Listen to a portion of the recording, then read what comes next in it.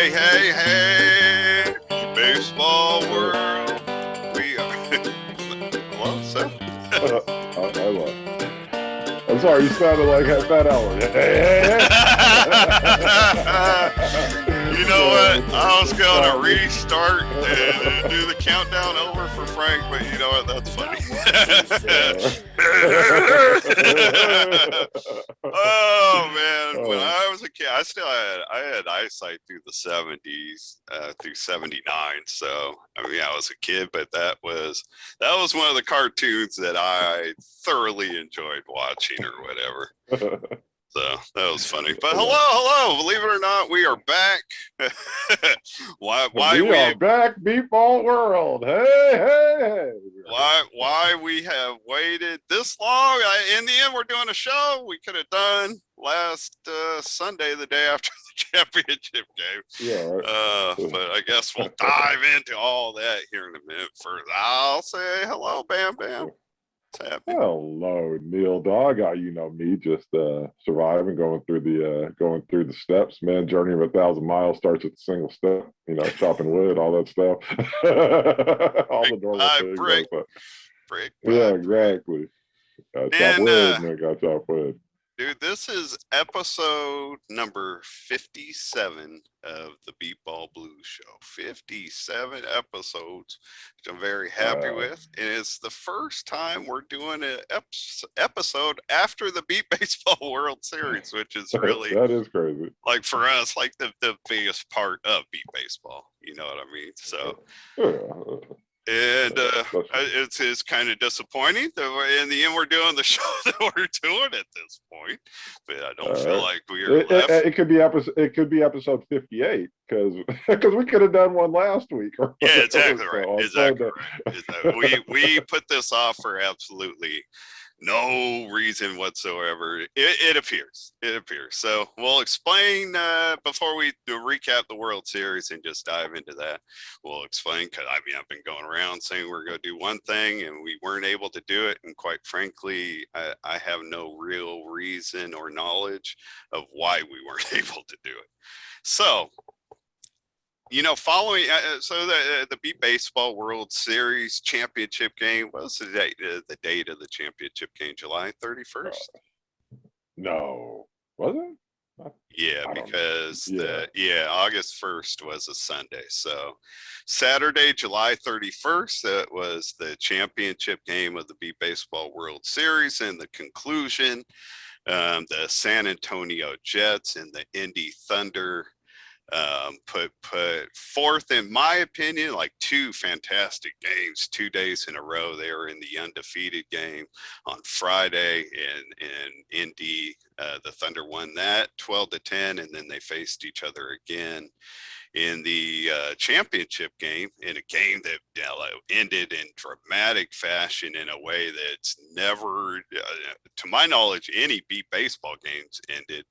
And on top of that, like certainly no championship game. It was unbelievable. It left me, I was in awe all day. I was stunned. So for the audience, there are two things in beatball, in my opinion, that Beat Baseball players would dream about doing. And one is a lot of like kind of casual fans don't even know this is a rule, because the ball, I put the ball away that I had out for the show we were going to do yesterday, and I guess I should have left it out. Look, our ball is a 1 pound 16-inch ball, and hand-ear coordination is nowhere near as accurate as hand-eye coordination. And catching that ball is not impossible, but it is near impossible, and it's hardly ever done. It hasn't been, catching a ball out of the air in our sport has not been done a lot. And if it's done, it retires the side. So whether there's 1, 2, or 3 outs to go in the inning, catching the ball out of the air retires the side.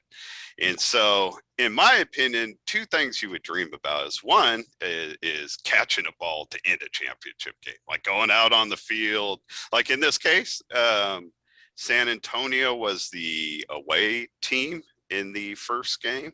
What if they had played two? That they were Yeah, they the they home team. yeah.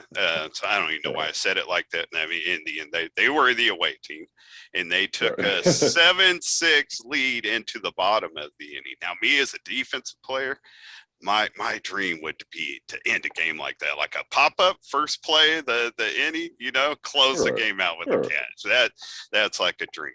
So now the other way, offensively, we kind of got to walk this back a little bit, because I've always feel like our home run line to the casual fan, if there's any listening to this show, it kind of needs to be explained a little bit. But every hit in beat baseball is a run or an out, and so like there's no, like, even hitting a home run.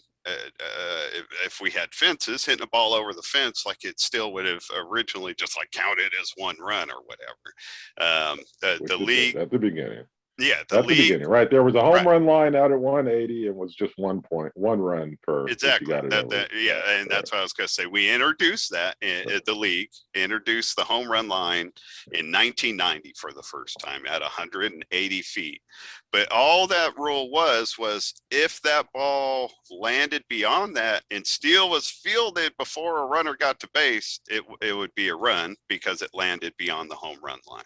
But it still just counted as one run. So over time, two things happened. One, the line was moved into 170 feet because so few people ever hit it at 180.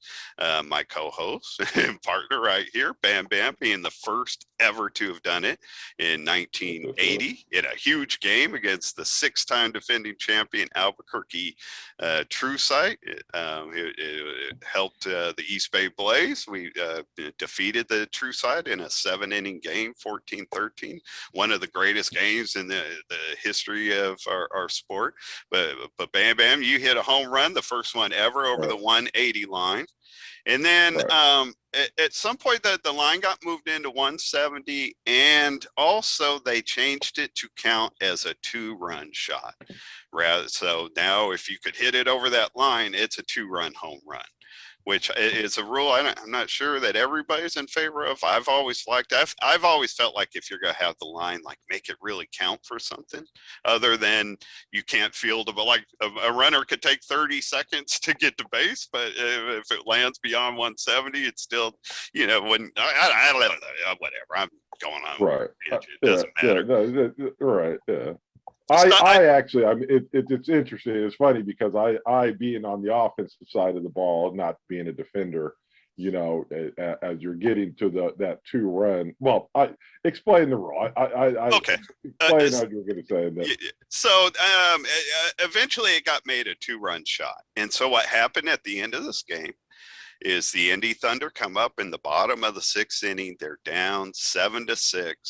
Corey White, who ended up being the MVP of the tournament offensively, hit on the first pitch, hit a 2-run home run. It ended the game. And it was just, I was stunned all day. Like, I was like, man, that's one of the two things that only beat baseball players would dream of. And he is the only one who has lived that dream. And it's just like, it was just stunning. You know what I mean? So I guess before we advance from that to what should have been today's show, go ahead and say what you wanted. Well, it's funny because being a home run hitter or whatever, and the 2-run rule, I have always had an issue with it because I've always been concerned that a game would end this way.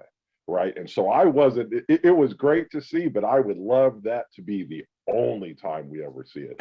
And the main difference is between the two scenarios that you have laid out is in the catching of the ball, the offense does their thing. They hit the ball, the pitcher pitches it, the batter hits it, and the defense catches it.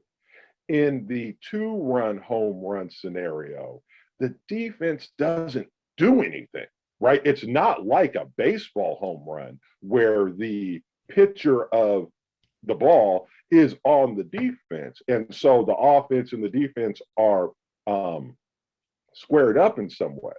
If I get what you're saying. I've never really understood your argument, but when you just brought up like how our pitcher and batter are on the same team, like, so you're saying like not even the pitcher's being defeated, like at least in baseball, a pitcher got beat. I got what Right, you're saying. I mean, I exactly. And still so feel the same way. And I don't think, right, right. honestly, I don't think a lot of people, like a lot of people would love to No, end it and no, this and way. no, and nobody, no. Again, like I said, it's something since I've hit a home run before. It's something that I've thought about. Right? It's like, Yeah, oh yeah, man, that would be really great. But I've also had the exact same thought, man. Though that would suck, right? Because I've come off a defensive yeah, team. no, That yeah, would yeah. suck That's being fair. on defense to have a championship game in like that where you don't have as a defender any chance to do anything about I it. got It's you. Yeah. it's just rules that have schemed it so the game ends. And so that was and so one thing I had always kind of wondered was would the excitement of the play overcome the fact that the defense had no role in the play and how it turned out. Right, I was listening to the Jets Stream. broadcast, not the Yeah. national broadcast, right? Right. The Jet side. They didn't even know, right? And so it Yeah. was, Yeah. in a normal baseball, it's like, oh, high fly ball deep, deep, oh, it's Yeah. out Yeah. here, Yeah. they Yeah. run in Yeah. the walk Yeah. off forward fashion. And here it was like, oh, Yeah. big And hit, that's the 2 weird, runs. kind of a weird, disappointing thing about our home run line in general is it's a line 170 feet out, and if there's no field umpire, the plate umpire doesn't even hardly ever have a good angle to see if it, like, there was a highly contested shot hit by Aaron C by the edge that was not given credit for a home run. That edge, and I think even their opponent like all felt like, I think even the like there was a field umpire that had an opinion, like it seemed like on the outside looking in, a lot of people had an opinion that it was a home run, but it was not given credit for the home run. The home run that Corey White hit to end the World Series is the only home run that was hit during the World Series tournament. It's interesting. So again, I thought it was great, but I mean, so to me, again, just to wrap up my thoughts on it, I thought it was, in the end, I was glad I watched it. I'm glad it happened, but personally, for me, I would be happy to see that be the last time that it happened. But I know I'm in the minority on that. Yeah, no, I fully like, especially because people have seen it now and would love to do it. Like, no, like I don't think that rule passed real heavily. Like when it passed, like I don't think it was a strong majority. I could be wrong, because it seemed like it took a while to get that passed. But like I think people that now they've seen it and want to do it, like I don't think it's ever going to go away. And I included thought it was fantastic.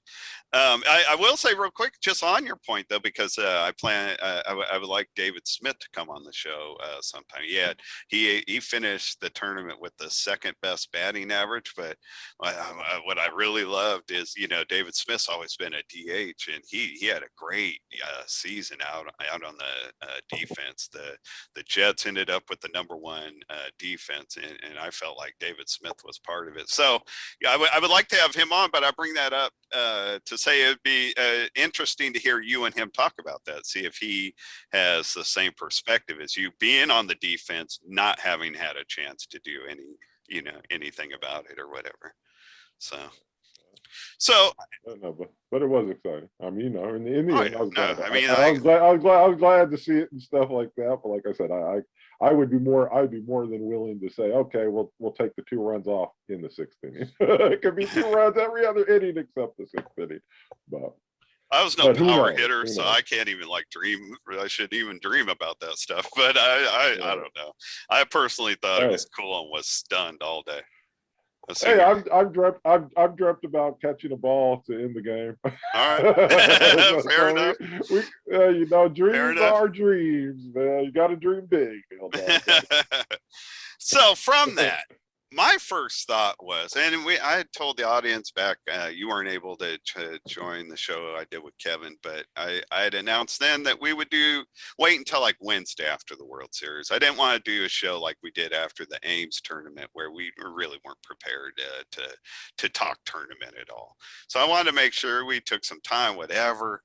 And my first thought was, one, like, it would be great to get Corey White to come on and talk about what just happened.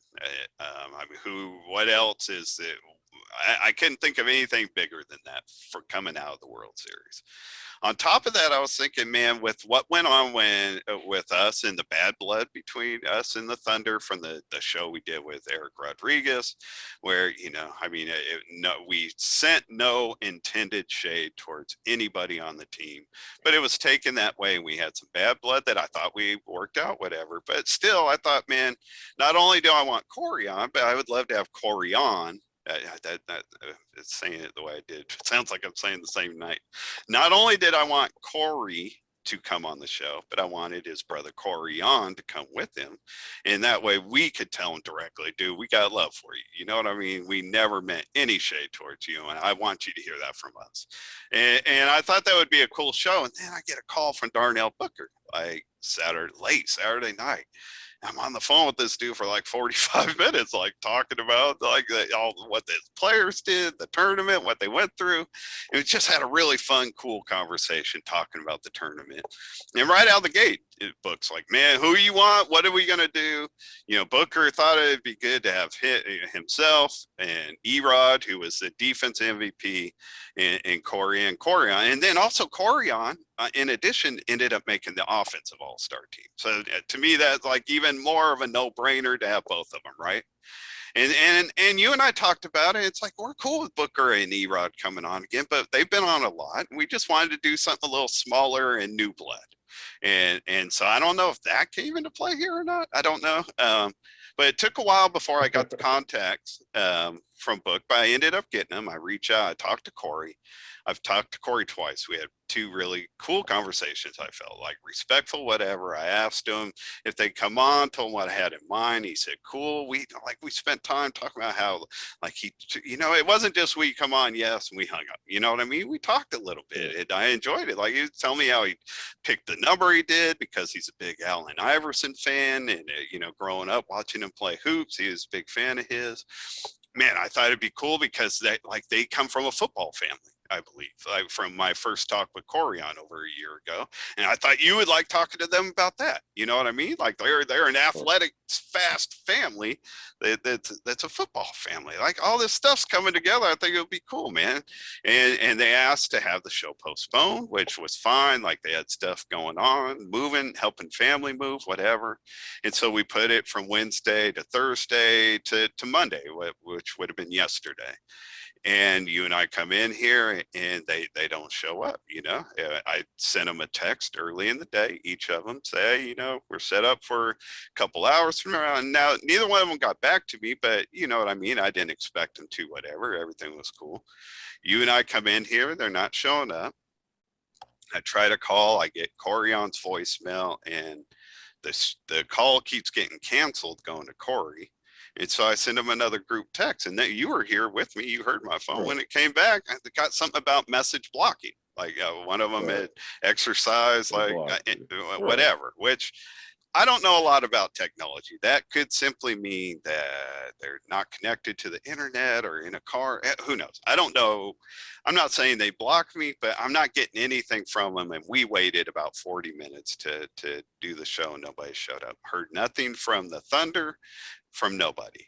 Then like 2 to 3 hours later, less than 3, but over 2, I'm not sure how long, I get a private message from Dave Benny saying, man, we could still make this exclusive happen. You could have the exclusive with Corey for $200 and you can have both of them together for $300. Like 20% would go to the team and the rest to the players. And look, in the end, I'm all for our players getting money. I've been wishing our players could get money since I was playing next to E-Dog. Like, you know what I mean? Like, I've always wished our sport could turn into money. Who wouldn't want this sport to turn into money? But exactly right. Coming at it in that direction, right. Coming at us, like, oh man, you should pay. Woo, I'm paying. And after having agreed to do the show, like 2 hours after blowing us off, which is the only way I can take it right now. Look, I didn't respond right away. I waited for a few hours and kind of let it marinate. You were at a football practice. We talked later, and It's like it's 50-50 that DB's just pulling our chain. And it has nothing to do with why they didn't show up, whatever. And he just, he's got the history with us, and he just yanking our chain, wanting us to come talk about it No, so he could no. I mean, he can't just be yanking our chains, because obviously he knew something happened, right? I mean, he knew the show did not take place. True. And right? that is the only word from the Thunder still to right now. Yeah, like 18 hours later when we're recording this, that is still the only word I've heard from anybody on the Thunder is for $300, we could have both the White brothers and do the show that they had agreed to doing. And hey, I'm sorry, and you can kiss my ass for your $300, man. I wouldn't pay you a damn thing. Especially how you guys came at it like this, right? I mean, I wouldn't give you a damn thing anyway for our 50 viewers, right? But in the end, right? That's part of it too. Like our popular shows get around 100 views, sometimes more, right? Sometimes, whatever. And our not so popular shows get like 40, 50. Like, we're going to pay $300 for 50 views, like to gain what? We're trying to share this great story with the community, the only community that cares about our sport. We're not out here trying to stab people for money or anything like that. We're just doing it because, we enjoy doing it. We love the sport. And, and if the Thunder has an issue, like I said, kiss my ass, and I'll be clear, right? If people don't like me, that's fine. Kiss my ass. I don't need to deal with any of you as it relates to this show. Anymore. Darnell Booker, DB, any of them. To me, I don't care. Yeah, I mean, for right now, I feel like this, it just doesn't matter. In the end, I feel like that's their message to us. I mean, no matter what conversations I've had with Booker or whatever, like they're not.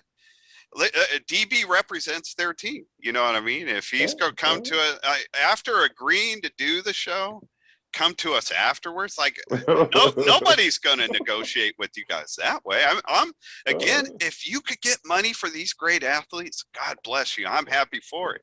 Maybe take some of the $5,000 that the NFB just gave Darnell Booker and spread that around. I don't know. But to think that you should come to us afterwards and demand money to come on this show, like I don't even get that. I get you wanting the money, and I think you deserve it, but it's not coming from. If I had $300 to blow, I would blow it on a computer for Seth that could connect to the internet faster than 45 minutes. I would upgrade Seth. And honestly, if we're gonna pay anybody for this show, it's gonna be Frank Porter, because he's actually doing work on the show every week. Editors get paid to do the work they do. I put $300 in Frank's pocket before anybody else's, including in the end, you know what? There are some people who are good interviews. There are some people who are bad interviews, good guests, bad guests. I have no idea how these two people would be. I wouldn't pay for a damn thing. I'm not knowing how it's going to be. Right? We are not. I understand what you're saying. I feel like it would have been like I trust they would be good guests. Like I'm not trying to throw shade on them deserving money, because I think all our players deserve money. So I don't have a problem with them wanting money, but this just wasn't the way to do it. And the final piece to this, like 6 hours after the show should have been recorded, I receive a private message from all people, Kyle Kennedy, saying, man, Corey would love to do the show when he has internet connection, which, makes sense with them moving, and makes sense with maybe the bounce back message I'm getting, whatever. But if he can communicate that to Kyle Kennedy, why to Kyle and why not to us? And how come nobody other than DB from the Thunder has reached out to us? And the only message we've got from the Thunder is $300, you get what you want. That's what the Thunder's told us. So in the end, again, the same thing would be with Kyle Kennedy as with DB, right? Obviously, they all knew what was going on here, right? They all knew that the show didn't happen and all that stuff. And you know what? Again, if it was just something because I made a joke about the Thunder and how everybody talks about the Thunder being cheaters, hey, that's just you guys being too sensitive, right? You guys joke. You guys are the biggest talking team out here, and somebody says something about you and you guys want to go and cry, hey, again, right? You guys are lucky you didn't play on the dogs with me, all right? Because I wouldn't have had that nonsense. We wouldn't have had that nonsense. So to me, hey, Neil and I, it was no big thing on me. You know, we clicked in at 4 o'clock yesterday. It didn't take any time for me to click in, ironically. Got to hang out with Neil Dog for 40 minutes. Yeah, I mean, in the end, like, I'm not complaining about that 40 minutes because right? I got to spend it with your kids. Like, I don't see your kids like I used to. So I got to hang out with your kids for a half hour. You know what I mean? It worked out good for me. But man, I don't know. None of this makes sense as far as I'm concerned at this point, being that the only one communicating with us is DB asking for money. What I'm receiving is that Darnell Booker, you and Dave Benny and your Indy Thunder organization are telling us to go to hell, and we will respectfully hear that. It disappoints me. But you know, and you're telling us to go to hell in a backhanded punk way, right? Be upfront about it. Hey, we're pissed off that Bam Bam made a joke about, you know, us cheating, right? And we can't come on your show for that. Darnell was able to come on and promote his VP, his first vice president thing. Right, I mean, that was. They didn't ask for $300 for that.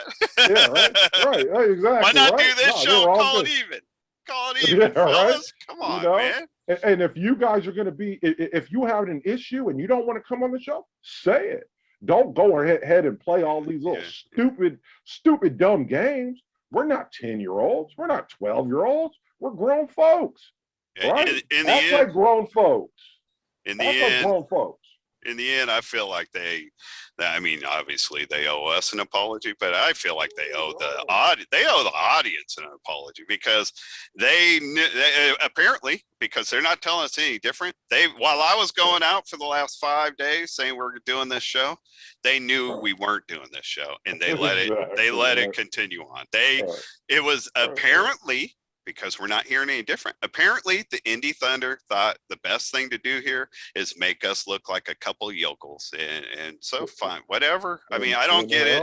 I'm not even mad about it. I'm just disappointed because I've enjoyed my interaction with that team. I mean, that's just genuine talk. I've enjoyed the friendships. I told you, Seth, yesterday privately that the thing that tripped me out the most after that call from Darnell that Saturday night, like, you know, Darnell and I could go back like 30 years in the end around this sport. We've never really had a friendship. We've been on the board together. We've been around each other. We've never just sat down next to each other and enjoyed conversation. And we've been doing that since this show. Like, Darnell was one of the first guests that ever came on the show. He helped me get Jared Woodard, who was one of the, you know what I mean? It's like we've developed a friendship. Like, I hung up that Saturday night, championship night, when Darnell called, thinking what a trip it is that, you know, all these years later, Darnell's talking to me on such a big night and reminiscing like that. Like, I enjoy, you know what I mean? Like, it's like, it's a trip, but I like that Darnell and I developed a cool friendship, man. And I don't know, but I don't know what I have with any of them, because like, again, like you said, I don't want to react too strong, but you're pointing out, and I know it's all right. Like, they all knew most of them knew this was all going on and let it happen. Yeah, so right. If there's any other way they could have just taken their two middle fingers and stuck it in our blind faces, I don't know what it would have been. So congratulations. We'll leave you alone. God bless your product. I'm impressed with it. You know, obviously we'll be congratulating you in the future too, because I'm not going to act childish, you know, about it or whatever. If you guys want to be left alone, we'll leave you alone. Just watch you from afar or whatever. I mean, literally, when I said we lost our guests last night in my post, which one of them, my post in Facebook Nation actually was taken down. I had to put it up a second time, and this one was not taken. DB pulled it down. I was wondering if DB would, you know, pull I don't, you know, if I've been told he doesn't have that power, but I don't know who pulled it down. I can't say. I could just say I had to repost it a second time. And even though I've been having problems with Facebook messing with my stuff, that wasn't the case. Somebody, an admin in Beatball Nation, took that post down. I reposted it. It's been left up there, but the first one was taken down.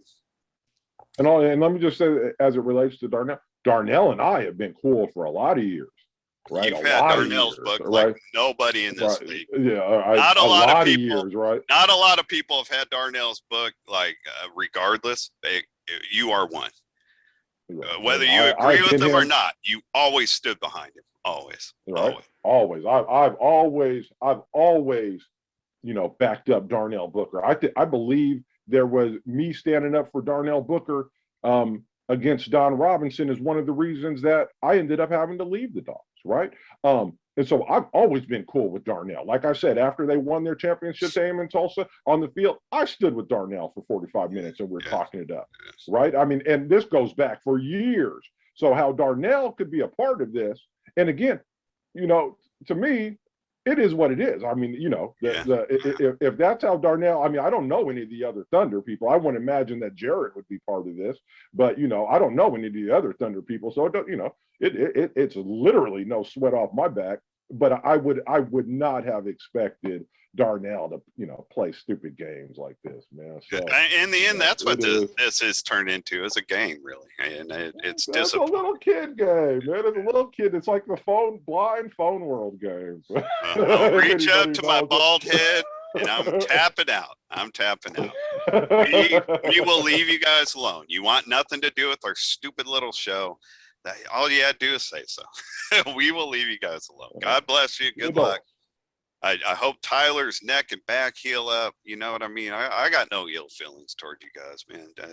Whatever. Do what you do. If you feel like this was right, then whatever. You guys do you. Man, we should vote unless you got more. I'm done. No, I got, just personally, as far as the ill will goes, I'm sorry. Here it goes. Did you hear that too? I didn't hear anything. Oh, I mean, oh, you don't hear my my voiceover? Oh, Oh, okay. Yeah, no, that's cool. That's a good thing to know. The headphones fix that. The as far as ill will, I mean, I've always kind of rooted for the Thunder because of Darnell. And certainly that won't be happening. But I've never gotten along with any of the other people anyway. So there's not an ill will thing or anything like that. I mean, it is what it is. But Darnell, man, I literally cannot believe Darnell was part of that, man. I just can't believe it, man. So it is what it is. I personally don't care if we never have another Thunder person on the show. Don't care. Whatever. I don't feel that way because I mean, maybe I should, you know what I mean? I'm not opposed to you feeling that. I'm just saying, I'm not mad. I'm sad because I've had a lot of interaction with that team through this show. And I enjoyed every part of it, and I'm a fan of the people that have been on this show, and I've never intended any shade towards any of them. But I at this point, I don't believe they're going to believe that anymore, or it doesn't seem. So like you said, it is what it is. So let's move on to the teams. You can never prove a negative. If people don't want to think something, they won't think it. So you can't do anything. Yeah. Just go on your own business. I'm not chasing it. So the way I've had in mind, I would just like to announce the teams from 19 down to 1. Hold on, I forgot. Hold on, before you do that. The most important thing that happened at the World Series is my bylaw got passed. Man, my bylaw got passed. Yay! Yay! Yay, set dog. And again, I'll just say it to people: if you want to change rules, now you have the vehicle to do it. If you want to improve the sport, every other rule that has been proposed since 2017 outside of the English only rule has failed. And it's all failed because we have not been able to talk about it as a group. So it's not a me thing. It's not a whatever thing. I'm done with b-ball. I will never play the sport again, right? It does not matter to me. I'm talking about what's up for you guys going forward, right? Use this wisely. Introduce rules. Make the game more competitive. Make it more exciting. Make it more watchable. You now have the vehicle to do it. So, yes, without a doubt, the most important thing I believe that happened at this World Series, outside of always playing and everybody having a good time and all that stuff, is the fact that the voice of the league has been reinstated. We all now get to talk about rules in the same group, in the same room, and hopefully make our sport better. So there you go. The only thing I have to change about that, one small thing, one alteration, is when Seth's kids and I start a new beat baseball team here in California, Seth will play again, whether he thinks so or not. So on to the teams and the awards and the finishes. I will say, we're not going to, as part of like the Facebook post, I don't plan to include all of the standings and all tournament teams and stuff. You could go to the National Beat Baseball Association Facebook page for that. But on the YouTube page associated to this episode, I will have it all posted in there. And I plan to grab the link, the YouTube link to the championship game and put it in there too. But people should follow NBBA video. I think Graham Mathena probably runs that. I don't know if it's the NBBA or Graham, but either way, a lot of the stuff that was done this year is up there. And man, the streams, in my opinion, the games were fantastic. You know, I've complained about the NBBA championship game on this show about how I wish that it was as easy to get on the like the NBBA games as it is to get on like a stream in Facebook. And I you know, I don't know if my saying it had anything to do with it or if they just had this plan on their own, but they did that. It was no longer like you had to belong to this or follow that or sign up or get an email. Literally just go to the NBBA Facebook page and click on the link and get the stream. The streams were fantastic. Matt, yeah, you know what? I could never find the championship. I never listened to one official game because I could never find it. And the only one I found made me, it sounded like I had to sign up for something. I had my mom on Saturday, you know, she wanted to check out the championship game. I was trying to get, because she's not on Facebook, I was trying to get her to find a way so she could watch it. No, that's the only thing. I don't know that you could have got it outside of Facebook, which, you know, obviously it's something that could be improved. But still, compared to past years, it was better, and the follow-up is more available, I think. She can now go to NBBA video and pull it up there on the YouTube channel. But yeah, either way, but also I did find it profitable. It was difficult on the outside. Yeah, understood. but also they put together, because they were doing game of the days each day, and as they went deeper into the tournament, like they did all of the last 3 games, and the games they were picking were good, competitive. Like they were smart in the games they were picking each day, you know what I mean, matching like a 7 and an 8 seed against each other, rather than a 2 and a 15, you know what I mean. They were smart in how they picked games, but the play-by-play was great. Rosina and Matt, I think Matt is from the Philly Fire. He's the one that does like their streams, and Rosina, even though she lives in Missouri, I believe is with the Atlanta Chaos somehow, and does their games when she wasn't doing NBBA games. But I love her play-by-play.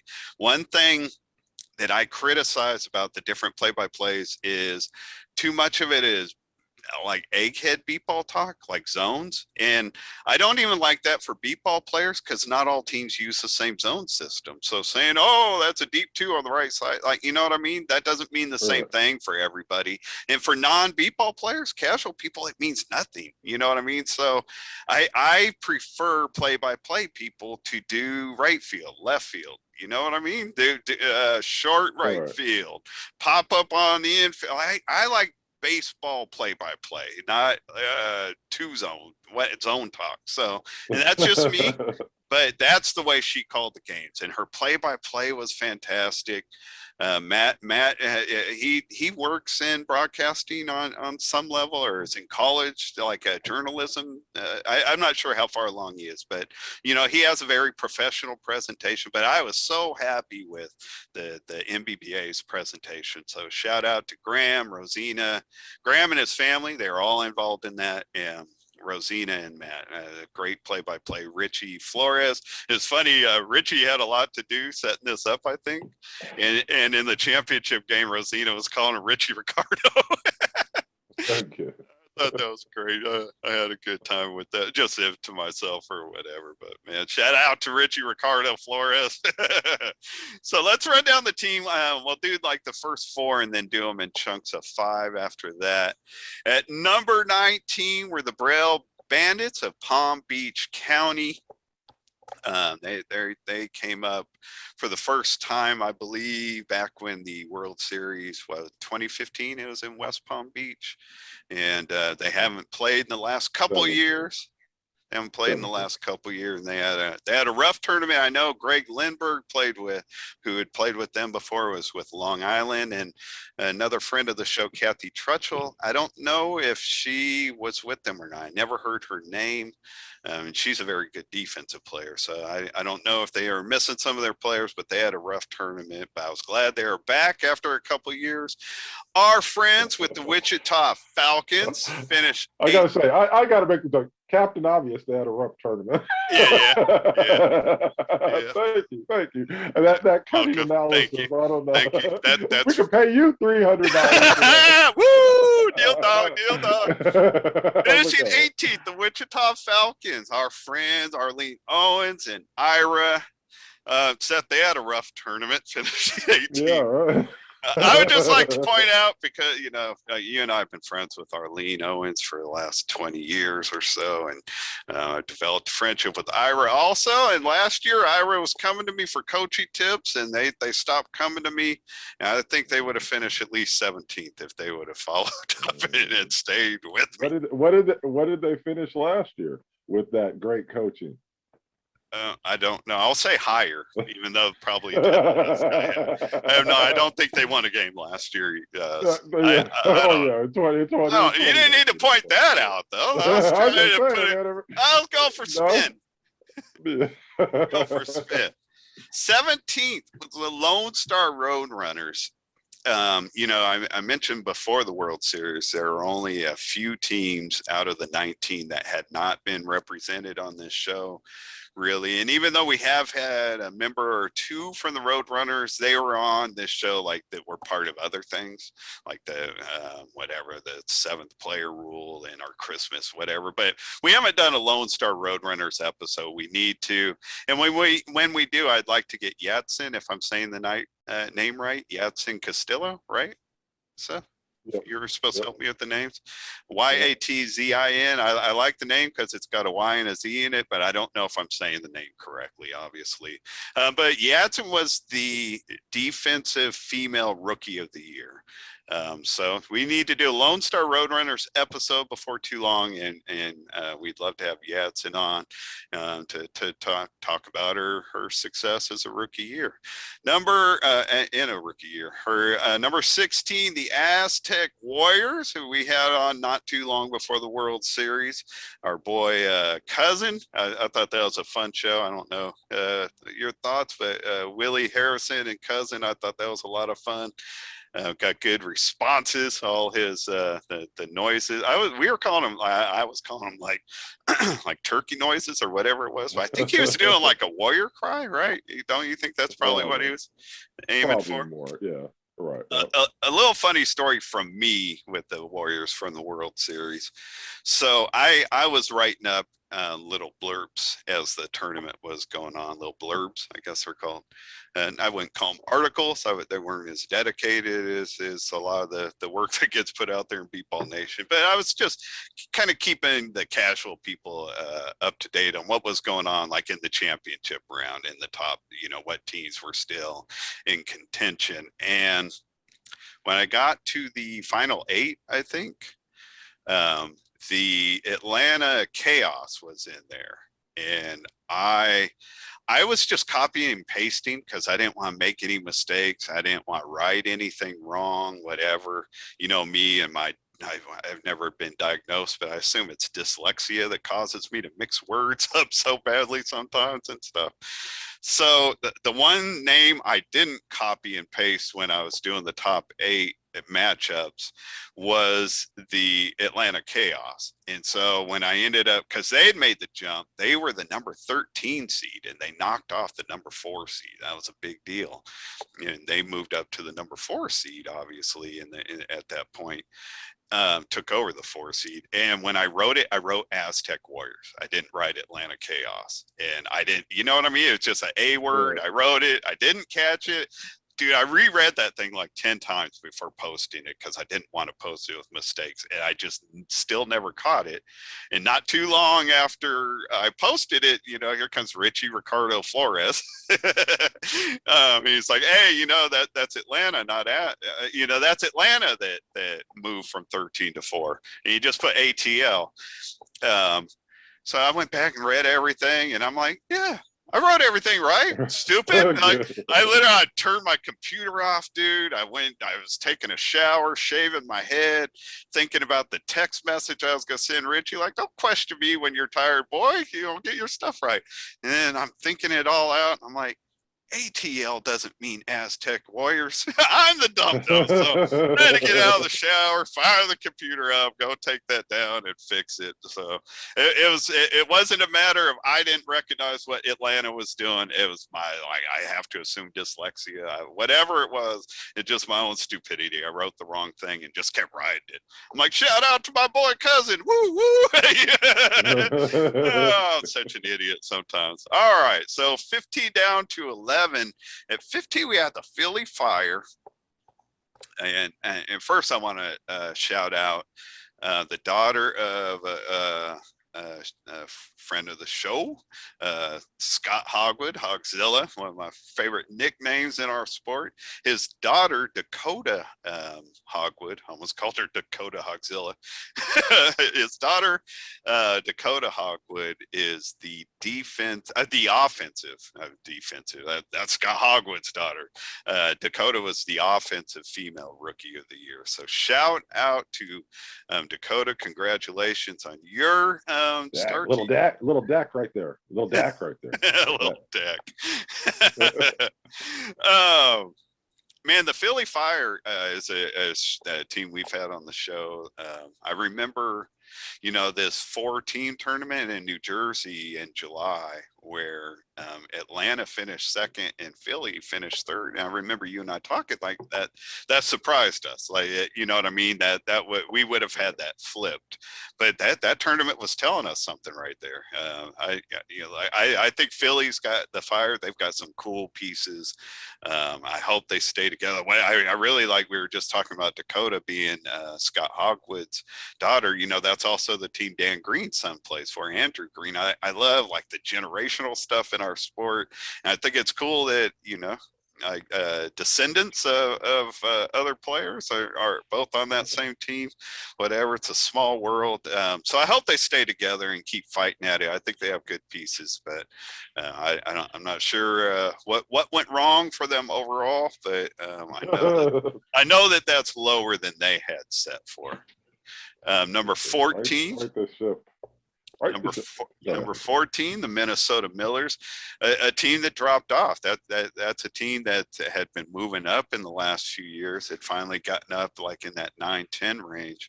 So dropping off to 14 was kind of a surprise for me.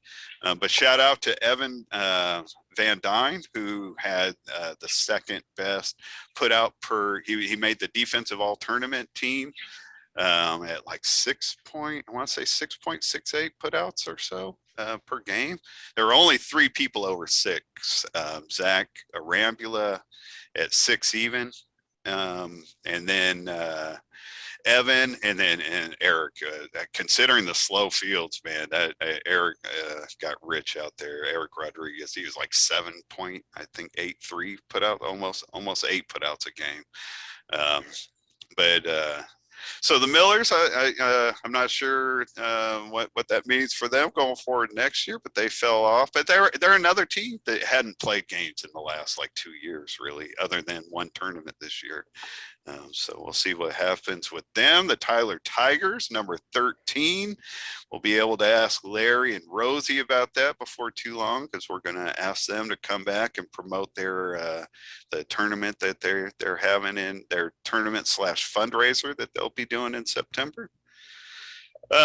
Any thoughts from you? I'm kind of surprised because Tyler, like Minnesota, was a team that had been starting to climb up.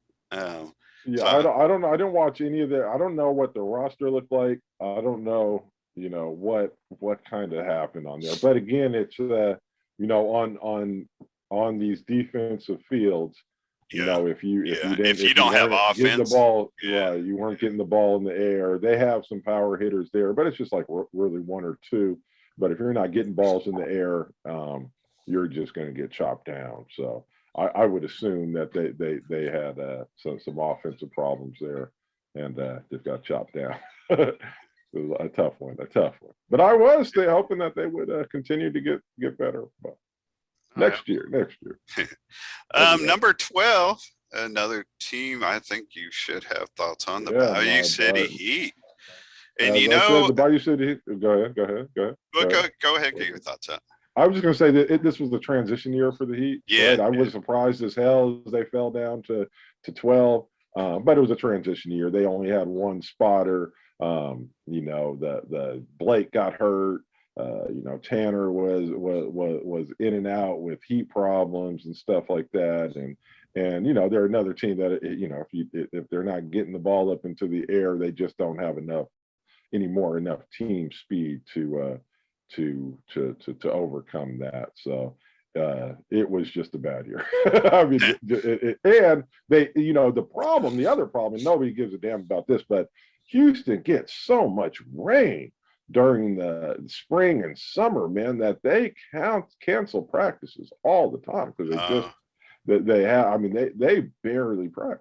You can find ways around that for offense, but there's just there's no quality defensive practice in wet. Right.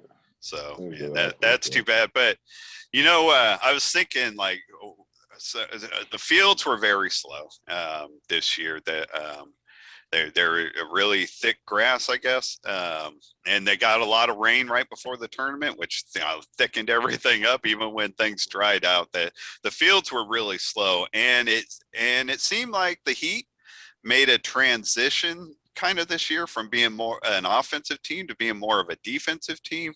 And I don't know if that's accurate, but it seemed like they were working more on defense this year than I felt like they did in the past. I don't know if I'm right. Ever since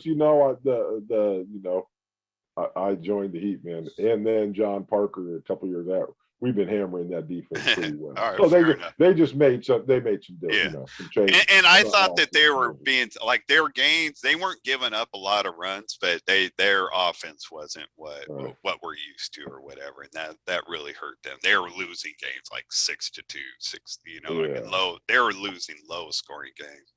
I'd like to talk to Hunter and Juan Carlos and see how, you know what I mean? I'd love to talk to Hunter and see how the tournament went for him playing up front. So I hope they get back on course. Number 11. I'll just point out one other crazy thing. I don't believe that the Heat has put a person on the offensive all-star team since 2017. Was that 2016? Who was that, you or Tanner? No, in 2016, I don't know who it was. I think it was Ja'Cory. Okay. And might have been Ja'Cory in 2017, but it's been a drought. We used to have 3-4 people up there all the time, so we need to pick it up on both sides of the ball.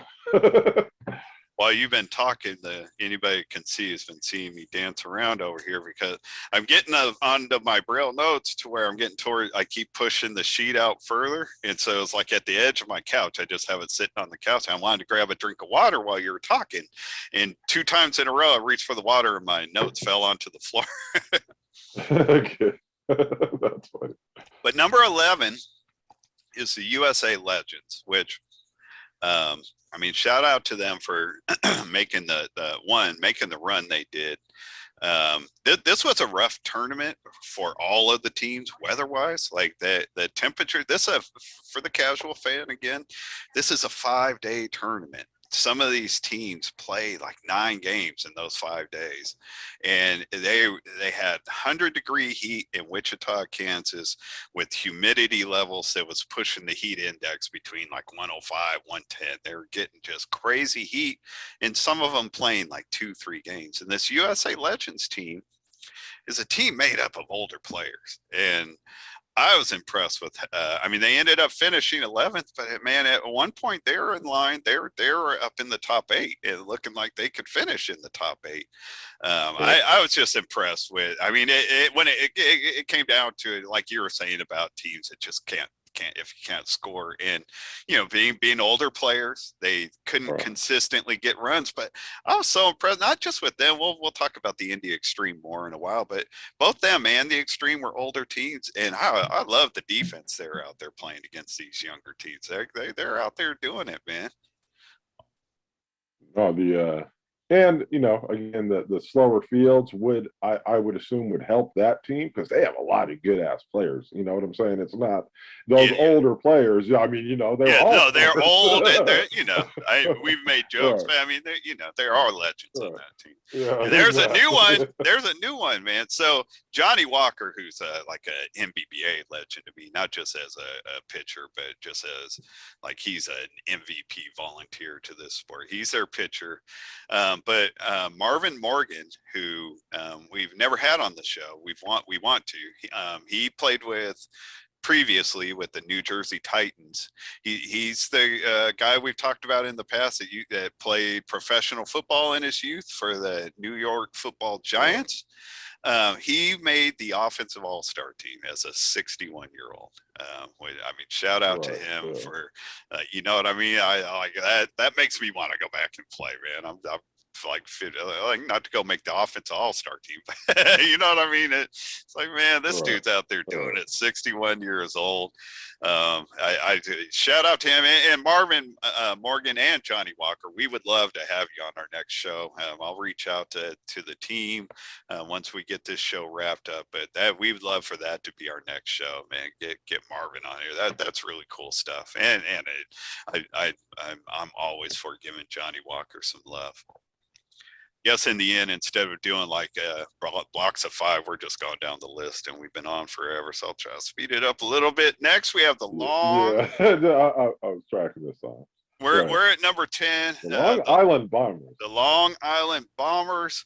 That's really, in the end, that's another team that hasn't been on the show before, and I'd like to get them on the show. And not having been around for the last few years, coming through with a number 10 finish, I was impressed with that. I don't know who they got going. I know like Greg Limper, a friend of mine and friend of the show. He's the guy that does the Eyes Free podcast. He played with them, but outside of that, I don't know what's up with their team. I know they're going to let our boy Alvin play with them, I think, in the Beast of the East that's coming up. I don't know, just diverting onto that thread real quick.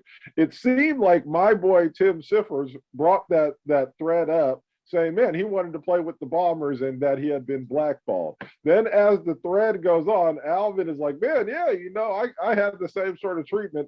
And the Bombers are like, oh, yeah, you should come play with us. But they didn't say anything to my boy Tim Siffers. So I don't know, or Cyphers is actually how the name is said. I don't know what I found that thread to be very, very interesting. So I hope the Bombers didn't just take Alvin out of that thread, because it was Tim's thread. Yeah, that's fair. And I guess I forethought I probably wouldn't have mentioned that or whatever. I mean, Alvin's a friend of mine, friend of the show, friend of ours. Right. We've known Alvin for 30 years, so I was just throwing something out there. But I don't want to dive into that thread because I don't have a dog. I don't have a dog in the fight, and I admit I don't know everything involved. But I don't like the situation. It doesn't seem, on the outside looking in, it doesn't seem right. But players should be able to play like once they move on from a team, and I don't know whatever, so I'll leave it at that, man. But I hope everybody could work something out in some kind of way. Who was number 9, Neil Dog? I Who was can't. number 9? 'Cause I don't know. I can't read my own braille. Oh, I do this to myself every time. Sometimes I write in short form, and I shouldn't, because I instead of writing Gateway Archers, I wrote GT Way. And I'm looking at this G, and my G is partly smashed, so it looked like FT. So I'm like, what the hell did? But this is a big time team we need to mention, the Gateway Archers, who have been on this show, their first World Series ever, and they finished 9th, man. I think that's totally impressive. Kyle Bora from the Gateway Archers had a really good defensive year as the defensive rookie of the year for males. So obviously he's somebody we should target. A critic of the show.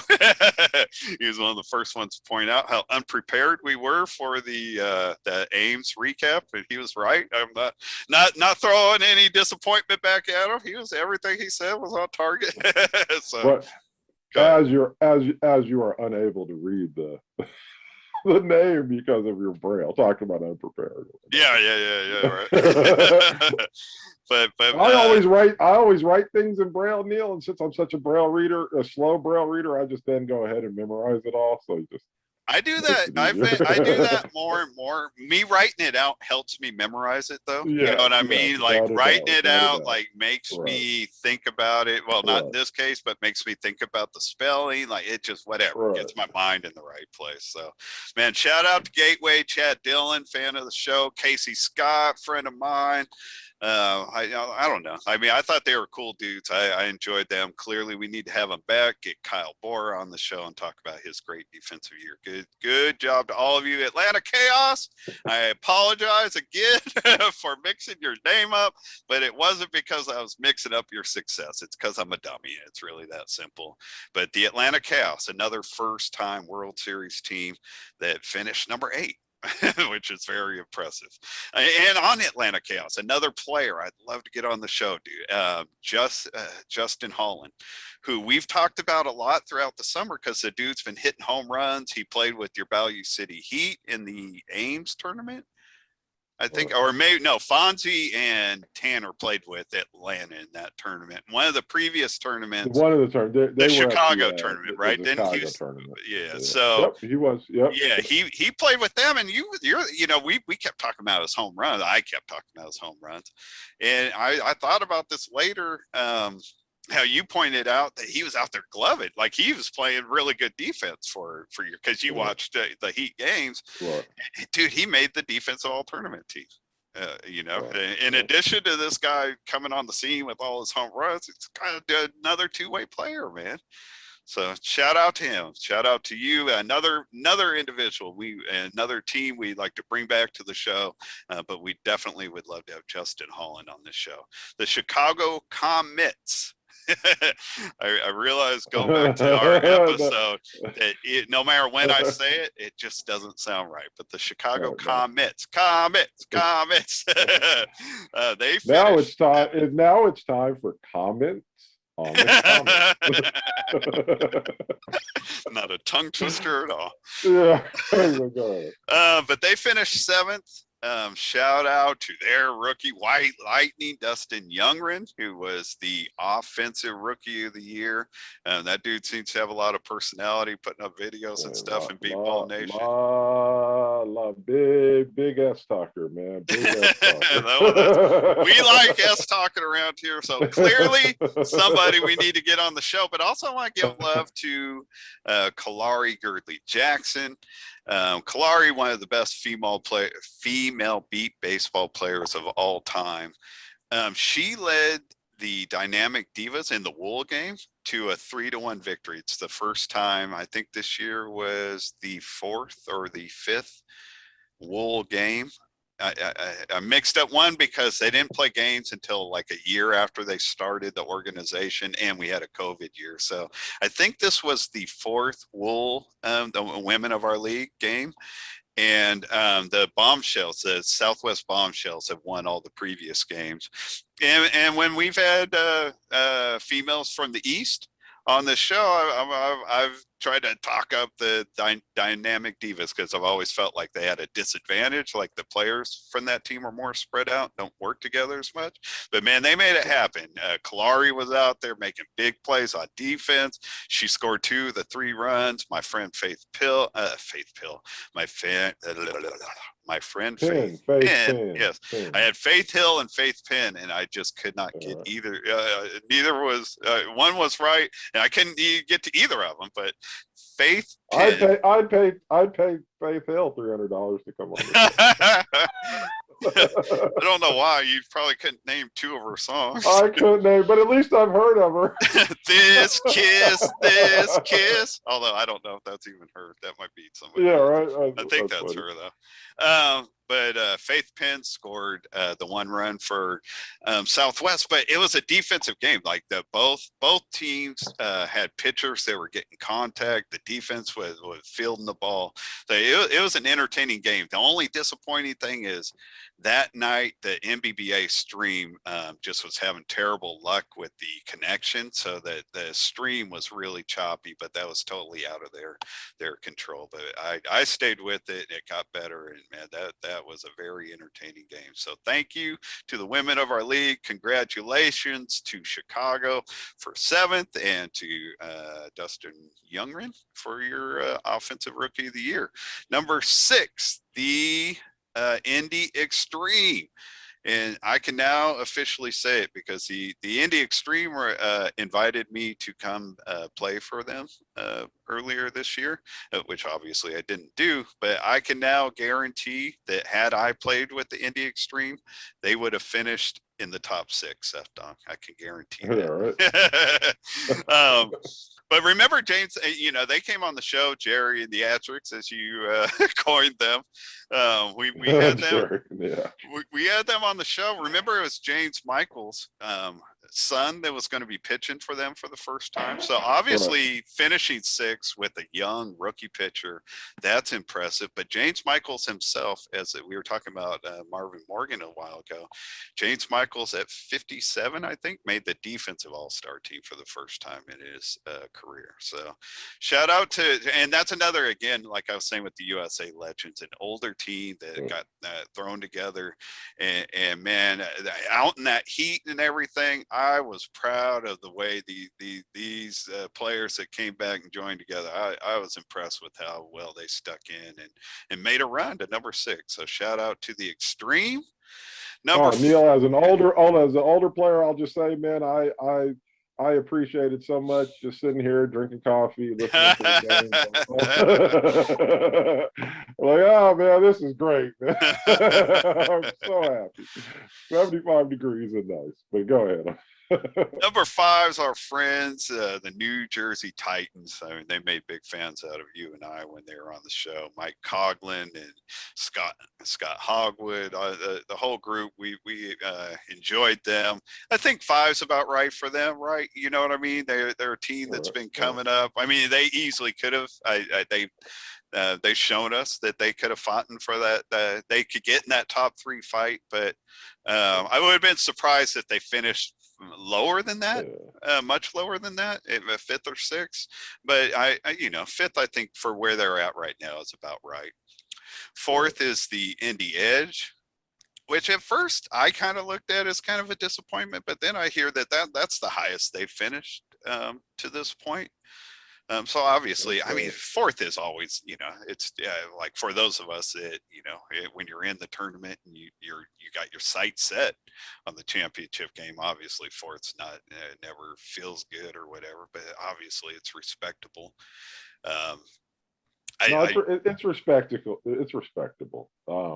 They just have a lot of talent on their team, and it's what I felt when they were on our show, and I know they didn't quite like how I came at them, but it's because I was really rooting for the Edge, right? They to me were the team I could root for and have nothing but love for, but they just don't seem to have that proper attitude at least not yet, to be champions. You know, they have all the talent in the world, but you know, you and I, we've both been on talented teams that had chances to win a championship, and we've been on super talented teams that had no chance to win a championship. And the difference is attitude, right? The difference is attitude. And I just, you know, even listening, you know, just listening to them on the sidelines and stuff, you know, listening to their edge, you know, streams and stuff like that. Yeah, you know, they're just attitude, man. They just don't have that attitude. They seem like they're willing to be, you know, fourth place, right? And to be first place, especially to beat the Thunder, you have to, you know, like Brian Billick said, you know, years ago, you know, when you go to fight the lion, you don't tiptoe into the lion's den. You kick the door open and say, "Where's the son of a bitch?" Yeah, right? well, that's fair. They just don't have that attitude yet, and maybe it will come. I would say, you know, just because I'm on the outside looking in, Corey and Joe, you guys should go back to Houston. Hey. Houston needs you. Houston needs you, Joe and Corey. I'm just saying, man. I'm just saying, Joe and Corey. Years ago, I told them they were the future of Houston. So no, you said that. Still feel You said that when they were on the show, and you played with them there. I have no problem with you saying that. I just want that's not the TBBS isn't encouraging players to go from one team to another. That's a family thing right there that you just had to live through. Yeah. I don't know if you're right about the attitude or not. Like I'm not. I did notice it's. I think what you're saying is fair because listening to their games that they lost, they definitely seem to be losing their cool at the end, which I'm not saying with judgment because nobody lost their cool faster than me out on the beat baseball field probably. So I'm not saying that with judgment, but it never worked well for me when I lost my cool. No. The team didn't like it when I lost my cool.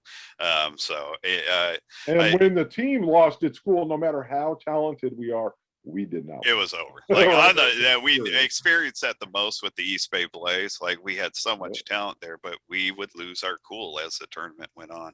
I did feel like the Edge made big strides as a team. From last year to this year at the World Series, especially on defense. Like I felt like they had been. Most people were putting their disappointments completely on the offense, but I didn't feel like for all the pieces they had, they were consistently given a good defensive product. But they really did, man. And leading the way was Nick Mulherin, who had, kind of like David Smith, I mentioned earlier, has always been like a DH. You know what I mean? His first year in 2018, he was the offensive MVP, and he's just been a big bat at the top of their lineup. But they didn't just add him to the defense. I thought they put him at shortstop, and the dude made the defensive all-star team, both on offense and defense.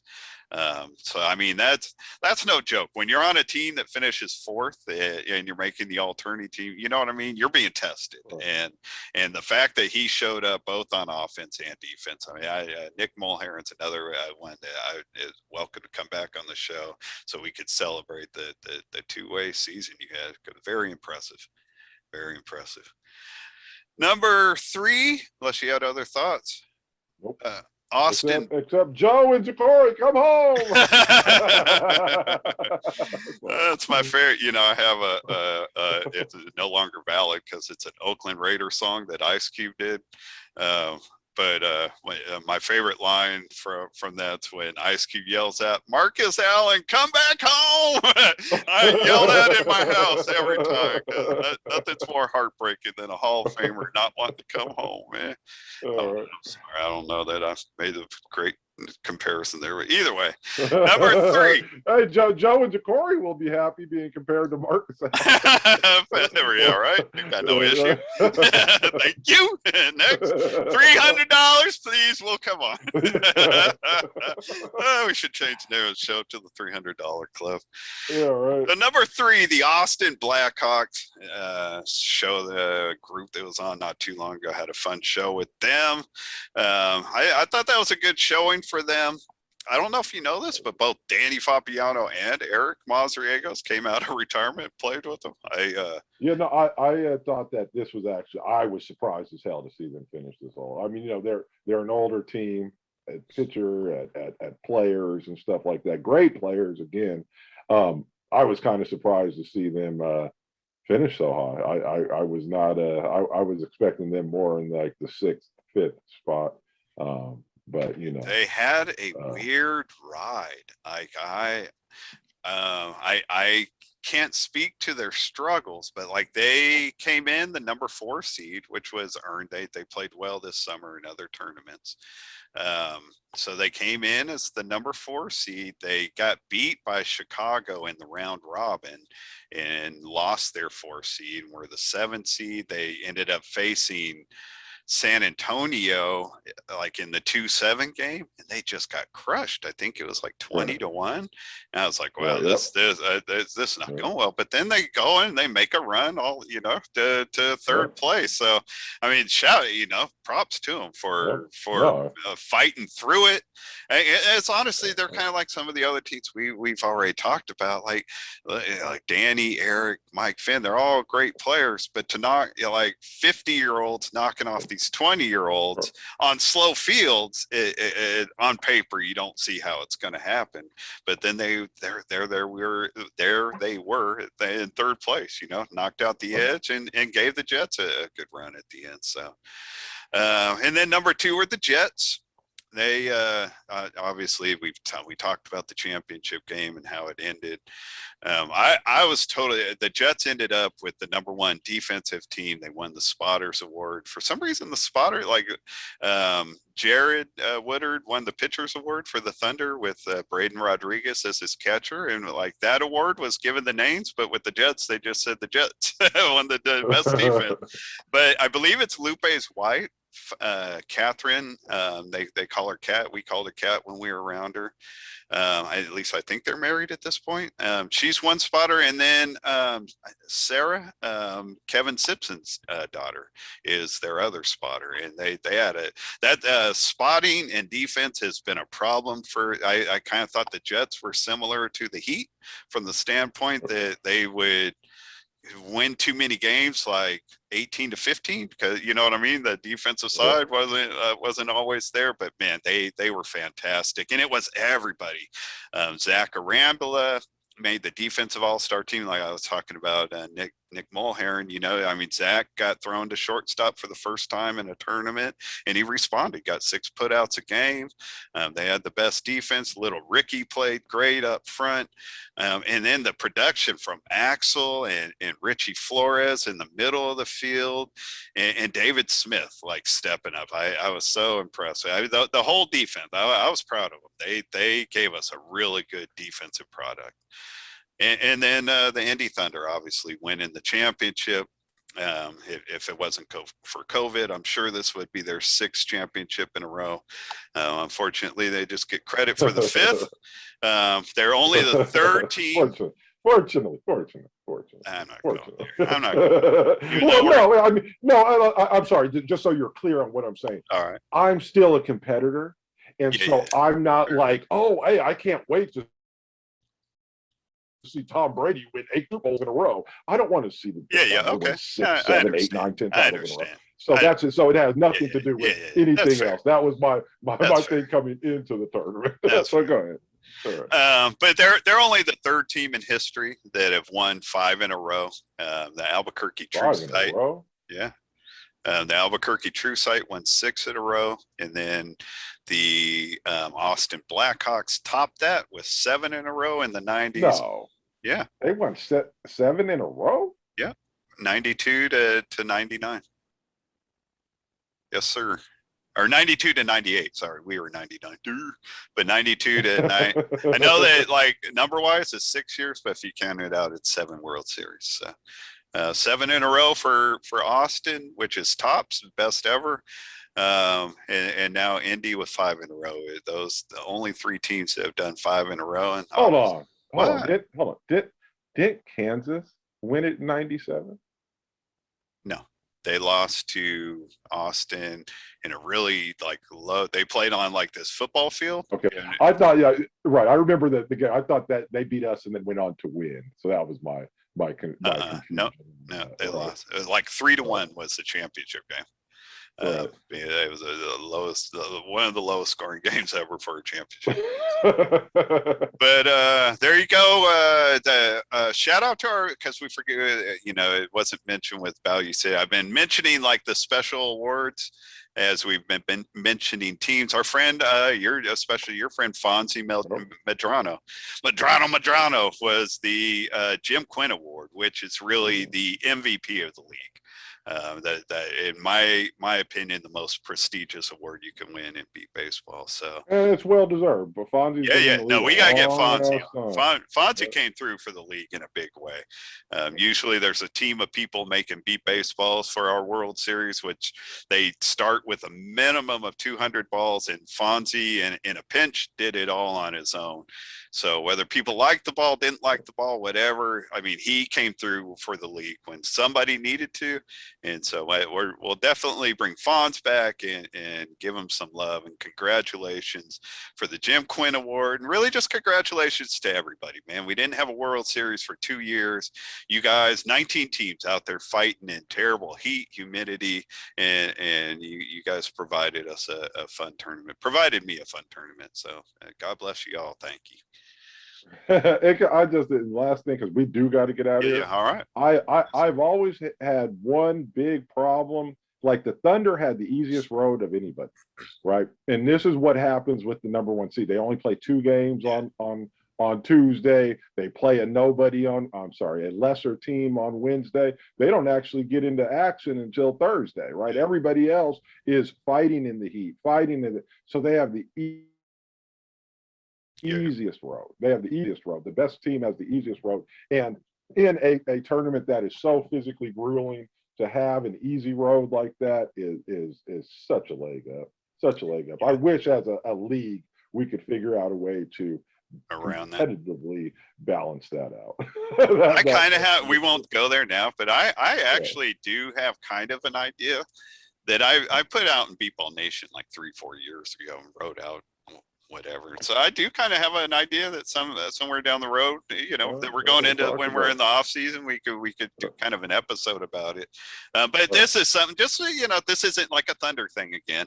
I know, because Seth has been complaining against it since it was us on the Dogs taking this advantage. Like it, when you're the number one seed and you continue to win, it's just an easier road. And there, we as the Dogs, we were beneficiaries of it, and the Thunder have been beneficiary. Every team really that wins it as the number one seed, it has been and will be a beneficiary of it. So it is what it is. And like you're right, I've been complaining about this for years. Since we were benefiting from it. So this is no shade on anything. This is really the way we both feel, and I think they acknowledge it, because listening to an Indy Thunder stream, I remember hearing the two people. I'm not like leaving their names out to be a jerk off.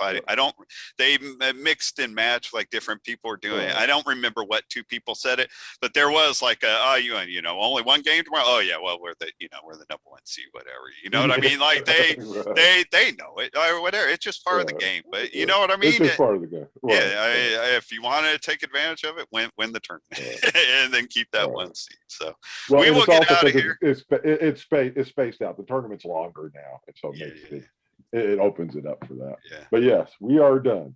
We're done. So that's it, man. We will leave the rest that we started this with alone going forward. And we will just focus on those that do want to be on the show and do want to promote the sport with us. I mean, I know the Thunder promote the sport greatly on their own. Don't need us. Right. So we'll let them do their things. We'll mind our business. Let them enjoy their ride, and we'll get the people on here who literally, when I posted a thing, like, we lost our guest, like 3-4 people reached out, text, private message, like, I'm in. It's like, man, but you're welcome, but this wouldn't be the right show to do it at this point. But we'll get you. So, man, we love you guys. We're out. Thank you, Frank Porter. Thank you, Seth Dog, and good night, Aunt Cindy.